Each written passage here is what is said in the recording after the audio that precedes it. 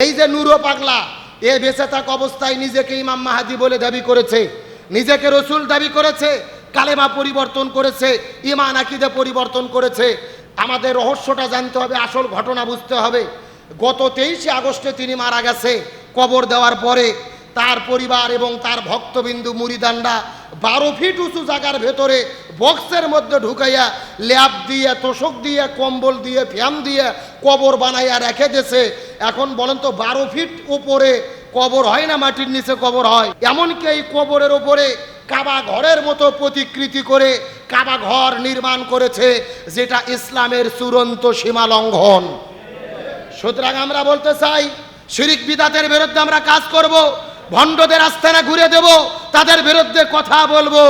তবে মৃত মানুষের লাশ তুলে লাশকে আগুন দিয়ে পুড়ে দেওয়া ইসলাম সমর্থন করে না, এটাও ইসলামের চূড়ান্ত সীমা লঙ্ঘন। গতকালকে বাংলাদেশের রাজবাড়ী জেলার গোয়ালন্দ, আপনারা নিউজ দেখেছেন, তামাম বাংলাদেশ তোলপাড়। সেই নুরুল হক, নুরো পাগলা নামে একটা পাগলাকে কবরের মধ্য থেকে লাশ উঠাইয়া তার লাশকে আগুন দিয়ে পুড়িয়ে জ্বালিয়ে দেওয়া হয়েছে। এখন আপনাদের জিজ্ঞেস করতে চাই, কোন লাশকে আগুন দিয়ে জ্বালিয়ে দেওয়া এটা কি ইসলাম সমর্থন করে? আমার প্রিয় বন্ধুগণ, মুসলমান ভাইরা গভীর মনোযোগ লক্ষ্য করুন। আমাদের নবীজির জীবনীগুলোকে পালন করাকে আল্লাহ তাআলা আমাদের জন্য বাধ্যতামূলক করে দিয়েছেন। এই সম্পর্কে আল্লাহ তাআলা কত চমৎকার করে কোরআনুল কারীমের মধ্যে বলেন, কুল ইন কুনতুম তুহিব্বুনাল্লাহা ফাত্তাবিউনি ইউহিব্বুকুমুল্লাহ ওয়া ইয়াগফির লাকুম যুনুবাকুম ওয়াল্লাহু গফুরুর রহিম।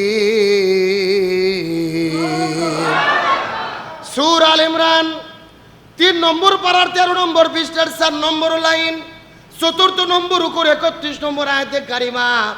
তাফসীর ইবনে কাসির, তাফসীরে কাবির, তাফসীরে কুরতুবী, তাফসীরে মনির, তাফসীরে মারিফুল কোরআন, তাফসীরে খাজিন, তাফসীরে তাবারি, তাফসীরে ফি জিলালিল কোরআন, তাফসীরে তাফহিমুল কোরআন, এই আয়াতের উপর ভিত্তি করে 1 নয় 2 নয় অন্তত 10টা তাফসীর গ্রন্থ আমি দেখেছি।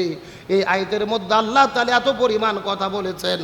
এই আয়াতকে সামনে রেখে যদি আলোচনা শুরু করা হয়, আলোচনা চলতে চলতে দিনের পরে দিন চলে যাবে, মাসের পর মাস চলে যাবে, তারপর আয়াতের আলোচনা করে শেষ করা যাবে না। জোরে বলেন মারহাবা। গভীর মনোযোগ লক্ষ্য করে বোঝার চেষ্টা করেন। আল্লাহ তাআলা প্রথমে বললেন কুল, হে রাসূল আপনি বলে দেন। আল্লাহ নবীকে আদেশ করে আমরের সিগা ব্যবহার করে বললেন কুল, হে রাসূল আপনি বলেন। তামাম পৃথিবীর মানুষদেরকে বলে দেন ইন কুনতুম তুহিব্বুনাল্লাহা, মানুষেরা যদি আমি আল্লাহ আমার ভালোবাসা পেতে চাই, আমি আল্লাহ আমার সান্নিধ্য লাভ করতে চাই, এখন আমি আপনাদেরকে জিজ্ঞাসা করি, বলেন তো দেখি, আমরা আল্লাহর ভালোবাসা চাই কি চাই না? আল্লাহর সন্তুষ্টি অর্জন করতে চাই কি চাই না? কারা কারা আল্লাহর ভালোবাসা পেতে চাই? দুটি হাত তুলে দেখান। লিল্লাহি তাকবীর। এ বগুড়া উজগ্রামের মুসলমান, গভীর মনোযোগ লক্ষ্য করে বোঝার চেষ্টা করেন। আল্লাহ বলেন, হে রাসূল আপনি মানুষদেরকে বলে দেন, মানুষেরা যদি আমার ভালোবাসা পেতে চায়, আমার সান্নিধ্য লাভ করতে চায়, তাদের একটা মাত্র কাজ করতে হবে। চিৎকার করে বলেন তো কয়টা কাজ করতে হবে? আর সেই কাজ হলেন ফাত্তাবিউনি, আপনি তামাম পৃথিবীর মানুষগুলোদেরকে বলে দেন, তাহলে মানুষেরা যেন আপনি নবী আপনাকে অনুসরণ করে। সুবহানাল্লাহ বলেন। আপনাকে কি করে? অনুসরণ করে। জোরে বলেন কি করে? এ ভালো করে বোঝেন। জীবনে বহুদিন বহু বক্তার মুখে, বহু হুজুরের মুখে, বহু খতিবের মুখে এই আয়াতের ওয়াজ আপনারা শুনেছেন। বাংলাদেশের হুজুরেরা ওয়াজ করেছে, তাহলে তারা যেন আপনি নবী আপনাকে ভালোবাসে, এরকম ওয়াজ আপনারা শুনছেন না? ভালো করে বোঝেন, বিভ্রান্ত হলে হবে না। এই আয়াত যদি আমরা বুঝতে না পারি, আমাদের জীবন ব্যর্থ হয়ে যাবে।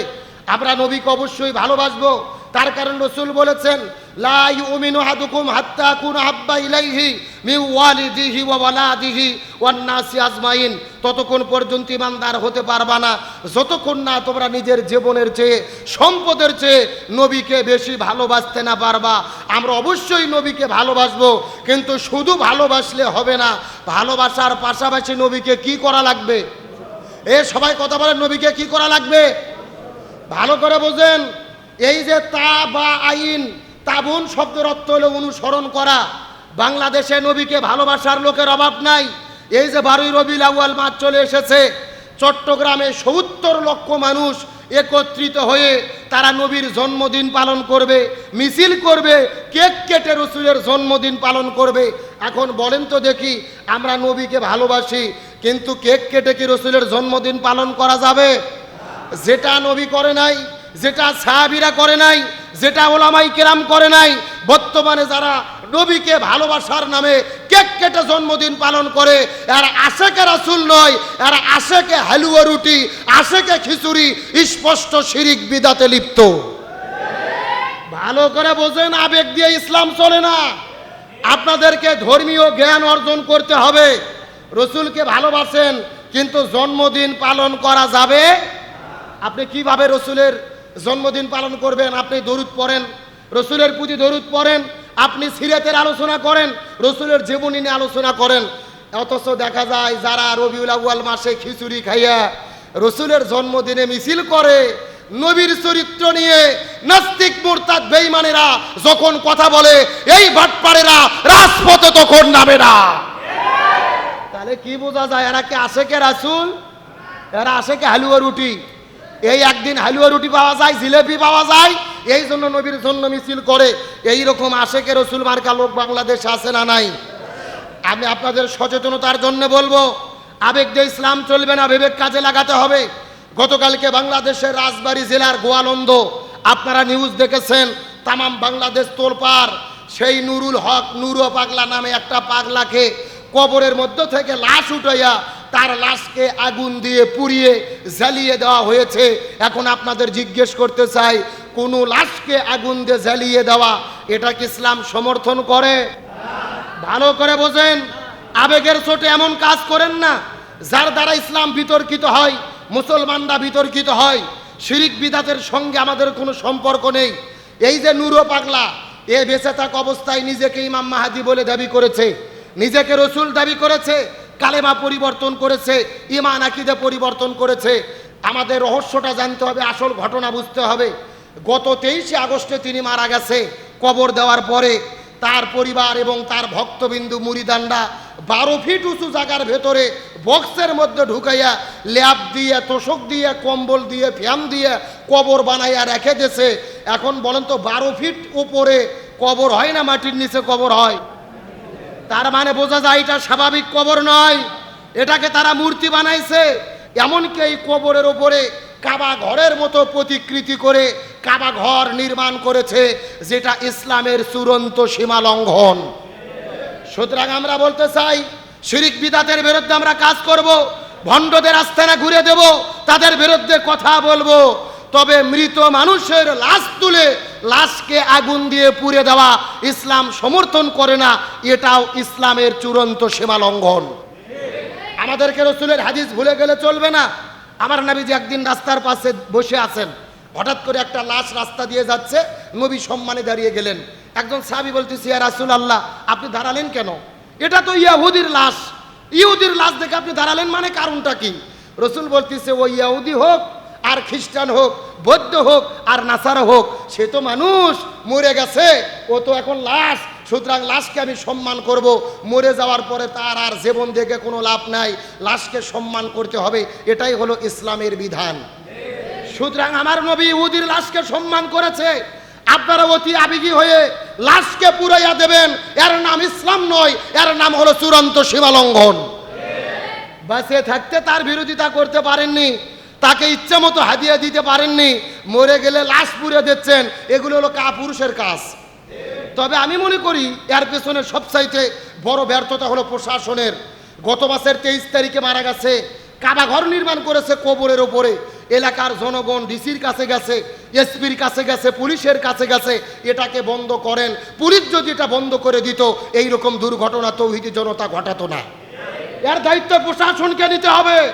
তৌহিদি জনতার আবেগ নিয়ে আপনারা কেন খেলা করলেন? আগেই কেন আপনারা ফাইসালা করেননি? আর বাংলাদেশের যারা মিডিয়া আছে এরা হলো মিডিয়া সন্ত্রাসী, টেলিভিশনে প্রচার করতেছে যে তৌহিদি জনতা মাজার ভেঙে দিয়েছে। পরিষ্কার করে বলি, আজগবি খবর প্রচার করবেন না। বাংলাদেশের মানুষ মাজার ভেঙে দেয় না, মাজারকে সম্মান করে। হক্কানি পীর যারা, তাদের মাজারকে আমরা সম্মান করি। কিন্তু গাঞ্জার আসর বসাইয়া, কবরের ওপরে কাবা ঘর বানাইয়া ভণ্ডদের আখড়া বানাবেন, এটা কখনো মাজার হতে পারে না। এটা শয়তানের আস্থানা। আর শয়তানের আস্থানা শিরিক বিদআতের বিরুদ্ধে প্রতিরোধ গড়ে তোলা, এটা ঈমানের দাবি। কারণ আল্লাহর কোরআন বলে ইন্নাশ শিরকা লা যুলমুন আযীম, শিরিক হলো মহা জুলুম। কোরআনের অন্য জায়গায় আল্লাহ বলেছে আল্লাহ সব গুনাহ মাফ করে, তবে শিরিকের গুনাহ মাফ করে না। সুতরাং সাংবাদিকদের বলি, হলুদ সাংবাদিকতা বাদ দেন। মুসলমানদের ট্যাগ লাগিয়ে বলবেন না মাজার ভেঙেছে না। আপনারা প্রচার করেন যে ভণ্ড নুরো পাগলার আস্থানা ভেঙে দিয়েছে। আচ্ছা, এই যে মস্তান করে মাজার আছে আল্লামা মাইসার বলকি, আপনারা কি কোনোদিন মাজার ভাঙতে গেছেন? তামাম বগুড়া জেলার মানুষেরা সেখানে যায়, কবর জিয়ারত করে। এমনও মানুষ আছে প্রকাশ্য সিজদা পর্যন্ত করে। এরকম লোক নাই? যদিও এটা শিরিক, তারপরেও তাদের মাজারের প্রতি ভক্তি আছে, বোঝা যায়। তার মানে আমরা মাজার বিরোধী নয়, আমরা ভণ্ডদের আস্থানা বিরোধী। সুতরাং এই ঘটনা কেন্দ্র করে নিরপরাধ মানুষদের মামলা দেবেন, তৌহিদি জনতাকে জেলে ঢুকাবেন। আমি মনে করি ইমানদারদের বিরুদ্ধে মামলা দেওয়ার আগে প্রশাসনের বিরুদ্ধে ব্যবস্থা গ্রহণ করা দরকার। এরা কেন এই বিষয়টা ফাইসালা করতে পারলো না? এই জন্য বলতে চাই, আবেগ দিয়ে নয়, আমাদের বিবেক দিয়ে কাজে চলতে হবে। আশেকে রসুল নয়, রসুলের অনুসরণ করতে হবে। তার কারণ রসুলের অনুসরণ করাকে বাধ্যতামূলক করে দিয়েছেন কে? আমার প্রিয় বন্ধুগণ, মুসলমান ভাইরা গভীর মনোযোগ লক্ষ্য করুন। সময় যেহেতু কম, কোনো দিকে যাওয়ার কোনো সুযোগ নাই, নির্দিষ্ট দিকে একটা মেসেজ দেওয়ার পরে বিদায় নিয়ে চলে যাওয়ার চেষ্টা করব। আল্লাহ তাআলা নবীজির জীবনটাকে মেনে চলা আমাদের জন্য ফরজ করে দিয়েছেন। যেমন আল্লাহ তাআলা কোরআনুল কারীমের মধ্যে বলেন, ওয়ামা আতাকুমুর রাসূলু ফাখুযুহু ওয়ামা নাহাকুম আনহু ফান্তাহু। সূরা হাসর 28 নম্বর পারার 6 নম্বর পৃষ্ঠার 9 নম্বর লাইন 7 নম্বর আয়াতে কারিমা আল্লাহ তাআলা কত চমৎকার করে বলেন, এ পৃথিবীর মানুষেরা ভালো করে বোঝার চেষ্টা করো। যদি তোমরা এহকালীন শান্তি পেতে চাও, পরকালীন মুক্তি পেতে চাও, নবী যা যা করেছে তা তা তোমাদের করতে হবে। নবী যেটা করে নাই, যেটা করতে নিষেধ করেছে, সেটা থেকে তোমাদেরকে দূরে থাকতে হবে। তার মানে বোঝা গেল, এ বগুড়ার মুসলমান, নবী পুরো জীবনের ভেতরে যা যা করেছে আমাদেরকেও তাই তাই করতে হবে। চিৎকার করে বলেন তো দেখি, হুকুম কার? তাহলে এতক্ষণ পর্যন্ত ওয়াজ যদি বুঝে থাকেন, আপনাদের কাছে আমার প্রশ্ন, বলেন তো নবীকে অনুসরণ করা সুন্নাত না ফরজ? দেখেন আপনারা দুই ভাগে ভাগ হয়ে গেছেন। এটা যদি না বোঝেন আপনি জিন্দেগি ব্যর্থ হয়ে যাবে। অনেকের চিন্তা ভাবনা যে নবীকে মেনে চলা সুন্নাত না। নবীকে মেনে চলা সুন্নাত নয়, নবীর জীবন মেনে চলা কি? সবাই কথা বলেন, নবীকে মেনে চলা কি? ওমা আতাকুমুর রাসূলু ফাখুযুহু ওমা নাহাকুম আনহু ফান্তাহু। নবী যা করেছে তা তোমরা করো, যা করেনি তা থেকে দূরে থাকো। এটা কার কথা? আমার প্রিয় বন্ধুগণ, মুসলমান ভাইরা গভীর মনোযোগ লক্ষ্য করুন। তার মানে নবী জীবনের মধ্যে যা যা করেছে আমাদের জন্য তাই তাই করতে হবে। আল্লাহর নবীজি জমিনের মধ্যে কি কি করলো বোঝার চেষ্টা করেন। আমার নবীজি মক্কার মধ্য থেকে ওই মদিনায় হিজরত করে চলে গেলেন। ওই মদিনায় হিজরত করে যাওয়ার পরে ওই মদিনার ভেতরে আমার নবী মদিনা নামক রাষ্ট্র গঠন করলেন। আর আমার নবী হলো ওই মদিনা নামক রাষ্ট্রের রাষ্ট্রপতি। আমার নবী ছিল রাষ্ট্রপতি। জোরে বলেন, আমার নবী কি ছিল? কে রে নবী রাষ্ট্রপতি ছিল বলতে ভয় লাগে, লজ্জা লাগে? যারা বলবে না মনে করবেন ওই গ্রুপের লোক। এই আমার নবী ছিল রাষ্ট্রপতি। জোরে বলেন, আমার নবী কি ছিল? আরো জোরে। এখন আমি আপনাদেরকে জিজ্ঞাসা করি, বলেন তো বগুড়ার মুসলমান, আমার নবী যদি রাষ্ট্রপতি থেকে থাকে, ওই নবীর তরিকায় আমাদেরও রাষ্ট্রপতি হওয়ার দরকার আছে না নাই? এই যে এই ওয়াজ করলেই বিপদ। এই ওয়াজ করলে কি? আমরা যদি বলি খাবার পরে মিষ্টি খাওয়া সুন্নাত, সবাই বলে সুবহানাল্লাহ সুবহানাল্লাহ, তার মানে আরো খাবার চাই। কিন্তু আমরা যখন বলি নবীর তরিকায় রাষ্ট্রপতি হওয়া সুন্নাত, নবীর তরিকায় জিহাদ করা সুন্নাত, নবীর তরিকায় জালেমের জুলুমের মোকাবেলা করা সুন্নাত, তখনই কিছু কিছু লোক লাভ দিয়ে উঠে বলে, এই হুজুর মনে হয় রাজনীতি করে। এরকম লোক আছে না নাই? তার মানে নবীর তরিকায় সব কিছু ভালো লাগে, নবীর তরিকায় রাষ্ট্রপতি হতে চায় না। ভালো করে বোঝার চেষ্টা করেন, আমার নবী ছিল মসজিদুন নববীর ইমাম, আবার মদিনা নামক রাষ্ট্রের রাষ্ট্রপতি। তার মানে বোঝা গেল, যিনি মসজিদের ইমাম হবে তাকেই রাষ্ট্রের রাষ্ট্রপতি হতে হবে। আপনাদের উজগিরাম বড় মসজিদের ইমাম যিনি হবে, উজগিরাম এলাকার মেম্বার তাকে হতে হবে। আপনাদের ইউনিয়ন পরিষদের বড় মসজিদের ইমাম যিনি হবে, আপনাদের ইউনিয়ন পরিষদের চেয়ারম্যান তাকে হতে হবে। বাইতুল মুকাররম মসজিদের ইমাম এবং খতিব যিনি হবে, তাকেই বাংলাদেশের রাষ্ট্রপতি প্রধানমন্ত্রী হতে হবে। কিন্তু আমরা ভাগ করে ফেলছি যে হুজুরদের কাম শুধু মসজিদের ভেতরে, ওরা নামাজ পড়াবে, মাদ্রাসায় বুখারী পড়াবে, পীর সাহেব জিকির করবে, যা হুজুর করে একবারে বাটিয়া ভাগ করে দিছে, আর পুরো জমিন জালেমেরা দখল করে বসে আছে। কত সোজা নাই, ভালো করে বোঝার চেষ্টা করেন। যতদিন পর্যন্ত রসুলের তরিকায় আলেমদের হাতে নেতৃত্ব না যাবে, মসজিদের খতিবেরা এই রাষ্ট্র পরিচালনার দায়িত্ব না পাবে, ততদিন পর্যন্ত এই জমিনের ভেতরে শান্তি আসতে পারে না। বাংলাদেশের স্বাধীনতার 54 বছর পার হয়ে গেছে, এক দল ক্ষমতায় এসেছে, আর এক দল ক্ষমতা থেকে চলে গেছে, কেউ শান্তি দিতে পারেনি। সুতরাং শান্তির জন্য আমরা ঘোষণা করতে চাই, এই বাংলাদেশে সব দল দেখা শেষ, আগামীতে আলেমদের নেতৃত্বে কোরআনের বাংলাদেশ। কোরআনের বাংলাদেশ কারা কারা দেখতে চাই একটু হাত তোলেন তো দেখি। লিল্লাহে তাকবীর, হাত নামান। তাহলে বলতে চাচ্ছিলাম, রসুল যদি রাষ্ট্রপতি হয় আমাদেরও রাষ্ট্রপতি, কিন্তু আমরা মিষ্টি খাওয়ার সুন্নাত পালন করতে চাই। কিন্তু নবী 27টা জিহাদের নেতৃত্ব দিয়েছে, আমরা জিহাদের কথা শুনলে আমাদের শরীরে চুলকনি শুরু হয়। আমরা মিষ্টি খাওয়া সুন্নাত পালন করতে চাই, কিন্তু দাঁত ভাঙা সুন্নাত পালন করতে চাই না। আচ্ছা বলেন তো, নবী উদের ময়দানে দাঁত ভাঙছে নাকি ভাঙবে নাই? শরীর থেকে রক্ত ঝরাইছে নাকি ঝরাই নাই? তার মানে মিষ্টি খাওয়াও সুন্নাত, দাঁত ভাঙাও সুন্নাত, রক্ত ঝরানোও সুন্নাত। আপনি এক সুন্নাত পালন করবেন, আর এক সুন্নাত পালন করবেন না, আপনি প্রকৃত ইমানদার হতে পারবেন না। আমার প্রিয় বন্ধুগণ, মুসলমান ভাইরা গভীর মনোযোগ লক্ষ্য করুন। সময় যেহেতু কম, আমি আপনাদের ব্যাখ্যা দিতে পারবো না, শুধু কিছু কথা আপনাদের মধ্যে বলে বিদায় নিয়ে চলে যাব। কথাগুলো সুন্দর করে বোঝার চেষ্টা করবেন।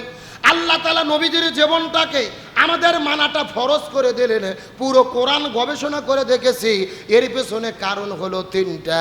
চিৎকার করে বলেন কয়টা? আল্লাহ 3টা কারণে নবীজিকে অনুসরণ করা ফরজ করে দিয়েছেন।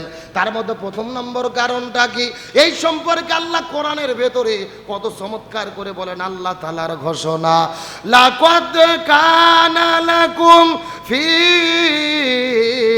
রাসূলিল্লাহি উসওয়াতুন হাসানাহ।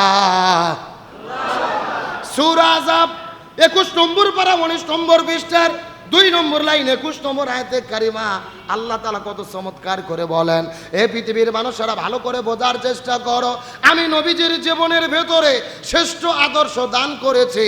সুতরাং যদি তোমরা শান্তি পেতে চাও, এই জমিনের ভেতরে কোনো নেতার নেতৃত্ব মানা যাবে না, কোনো নেতাকে অনুসরণ করা যাবে না। উম্মতি মুহাম্মাদি বলে যদি তোমরা দাবি করো, রসুলের মধ্যে আমি আল্লাহ শ্রেষ্ঠ আদর্শ দিয়েছি, নবীর জীবন ছাড়া কারু আদর্শ মানা যাবে না। এই কথাটা ভালো করে বোঝার চেষ্টা করেন। ইমাম বুখারী রহমতুল্লাহ আলাইহি বুখারী শরীফ লেখার আগে এই জমিনের মধ্যে তিনি একটা কিতাব লিখেছিলেন, যেই কিতাবের নাম হলো আল আদাবুল মুফরাদ। এই কিতাবের মধ্যে তিনি বর্ণনা করে বলেন, হাসরের ময়দানে আল্লাহ তাআলা 6 প্রকার মানুষদেরকে বিনে হিসেবে জান্নামের মধ্যে দেবে। তার মধ্যে প্রথম নম্বর হলো তারা যারা জমিনের ভেতরে নবীকে বাদ দিয়ে অন্য কারো আদর্শ গ্রহণ করেছে। নবীকে বাদ দিয়ে অন্য নেতার আদর্শ মানলে কোথায় যাওয়া লাগবে? আরো জোরে বলেন। এখন আপনাদের জিজ্ঞেস করতে চাই, এই বাংলাদেশে আমরা কি সবাই নবীর আদর্শ মানি? জোরে বলেন, সবাই নবীর আদর্শ মানি? কেউ বাবার আদর্শ মানে, কেউ চাচার আদর্শ মানে, কেউ আপার আদর্শ মানে, কেউ ভাবির আদর্শ মানে, কেউ দাদার আদর্শ মানে। পরিষ্কার কথা, নবীকে বাদ দিয়ে বাবা, চাচা, খালু, ফুপা, কার্ল মার্কস, লেনিন, মেলি আর মেকিয়াভেলির আদর্শ যারা গ্রহণ করবে এরা কখনোই জান্নাতে যেতে পারবে না। আর এই বাংলাদেশে যারা নবীর আদর্শ মানে তাদের বিপদ আছে না নাই? এই গত 16 বছরে আমরা দেখেছি আল্লাহ রসুলের আদর্শ যারা মেনেছে, ইসলামী দল যারা করেছে, ইসলামী আন্দোলন করার কারণে জেলে বন্দী হতে হয়েছে, অনেকে ফাঁসির দড়িতেও ঝুলতে হয়েছে। কিন্তু আমাদের মনের মধ্যে বড় কষ্ট, স্বৈরাচার হাসিনা পালিয়ে গেল, অথচ ওই স্বৈরাচার সমর্থন করেছে যেই মুনাফিক গাদ্দার জাতীয় পার্টি, ওই জাতীয় পার্টির নেতা খেতা এখনো প্রকাশ্য ঘুরে বেড়াচ্ছে। এমনকি বাংলাদেশে আওয়ামী লীগকে ফিরিয়ে আনার তারা ষড়যন্ত্র করতেছে। আমরা সরকারকে পরিষ্কার করে বলি, শুধু আওয়ামী লীগকে নিষিদ্ধ করলে হবে না। ওই আওয়ামী লীগের সমর্থন করেছে 14 দল, প্রত্যেকটা দলকে, জাতীয় পার্টিকে এই বাংলার জমিনে নিষিদ্ধ করতে হবে। তার কারণ জাতীয় পার্টি হলো জাতীয় বেঈমান পার্টি, জাতীয় মুনাফিক পার্টি, জাতীয় গাদ্দার পার্টি। জিএম কাদেরকে আপনারা দেখেছেন, নির্বাচনের আগে ভারত থেকে ফিরে আসার পরে সাংবাদিকেরা জিজ্ঞেস করেছিল যে ভারতে কি কথা হলো বলেন তো দেখি। জিএম কাদের বলেছিল যে ভারত আমাদের যা বলে দিয়েছে অনুমতি ছাড়া বলা যাবে না। তার মানে এরা ভারতের দালাল, ভারত যা বলেছে তাই করেছে। আওয়ামী লীগ ছিল ভারতের এ টিম আর জাতীয় পার্টি ছিল বি টিম। আমরা প্রশ্ন করতে চাই, ইনুমিনুন যদি গ্রেপ্তার হয়, ওই গাদ্দার জিএম কাদেরকে কেন গ্রেপ্তার করা হলো না? এই স্বৈরাচারের দোসর যারা 14 বছর 16 বছর স্বৈরাচার টিকে রেখেছিল, এই জাতীয় পার্টির জিএম কাদেরকে 24 ঘন্টার মধ্যে গ্রেপ্তার করতে হবে। আজকে জাতীয় পার্টির এক নেতা বলেছে আগামী নির্বাচনে আমরা আওয়ামী লীগকে নমিনেশন দেব। তার মানে বোঝা যাচ্ছে জাতীয় পার্টিও যা, আওয়ামী লীগও তা। এখন আওয়ামী লীগ নিষিদ্ধ, রিফাইন আওয়ামী লীগ ফিরেতে পারেনি, জাতীয় পার্টির দলের মধ্যে এরা ঢুকে নতুন করে বাংলাদেশে ফেতনা ছড়াতে চায়, নির্বাচনে আসতে চায়। আমরা কি স্বৈরাচারদের আর জায়গা দেব? ওই স্বৈরাচার দলের শামীম হায়দার পাটোয়ারি বলেছে যে জাতীয় পার্টি রক্ষার দায়িত্ব হলো বিএনপির। আমরা বিএনপিকে বলতে চাই, কেন তারা এই কথা বলল? ভারত থেকে ইশারা এসেছে কিনা এটা আপনাদেরকে পরিষ্কার করতে হবে। আজকে সেনাবাহিনী জাতীয় পার্টির পক্ষ নিয়েছে। ভিপি নুরুল হক নূর 16 বছর হাসিনার বিরুদ্ধে আন্দোলন করেছে। ওই ভিপি নূরকে পিটাইয়া পিটাইয়া সেনাবাহিনী মাটিতে ফেলে দিয়েছে। গতকাল হসপিটালে দেখলাম তার নাক দিয়ে জমাট বাঁধা রক্ত বের হচ্ছে, তার মস্তিষ্কে রক্ত খনন হয়েছে। জানি না বাঁচবে কি মরবে। আমাদের মনে কষ্ট, 16 বছর যেই ভিপি নূর মার খেলো এখনো মার খাচ্ছে। মনে হচ্ছে ভিপি নূরের জন্মই হয়েছে খালি মার খাওয়ার জন্যে। কথা কন না গা?